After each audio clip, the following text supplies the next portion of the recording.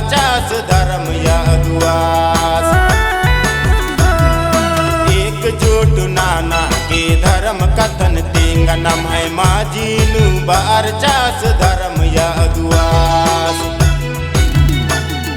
बरा भयारो चितरंजन युरास की सांगे धर्म डहारे।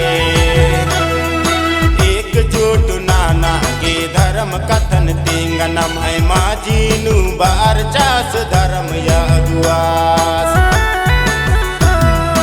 एकजुट नाना के धर्म कथन तेंगनम है माजीनु बारचास धर्म यदुआस।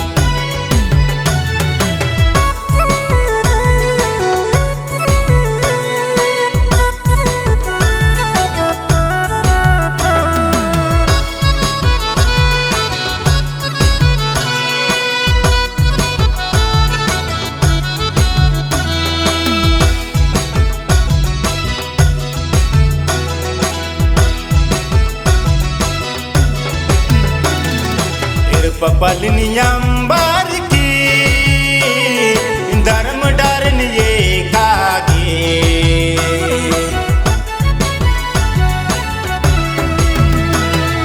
ये पपलनियंबर की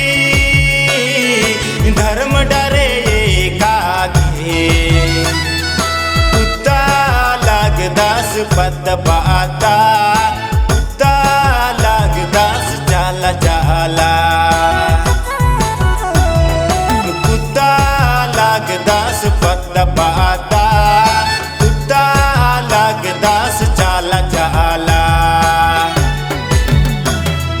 बरा भयारो चितरंजन युरास की सांगे धर्म डहारे। एकजुट नाना के धर्म कथन तेंगनम है माजीनु बारचास धर्म यदुआस। एकजुट नाना के धर्म कथन तेंगनम है माजीनु बारचास धर्म यदुआस।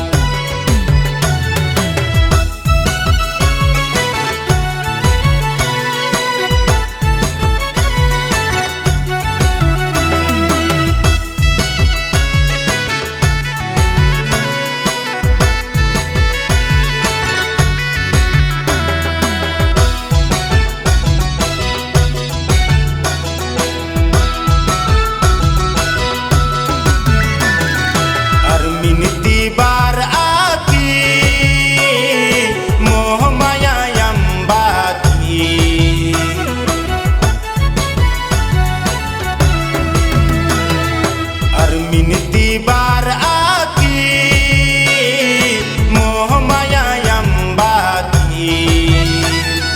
मेखा लगदास चला डोंका मेखा लगदास धर्म याडा। मेखा लगदास चला डोंका मेखा लगदास धर्म याडा।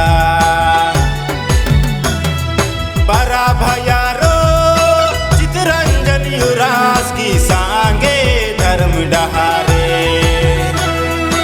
एकजुट नाना के धर्म कथन तेंगनम है माजीनु बारचास धर्म यदुआस। एकजुट नाना के धर्म कथन तेंगनम है माजीनु बारचास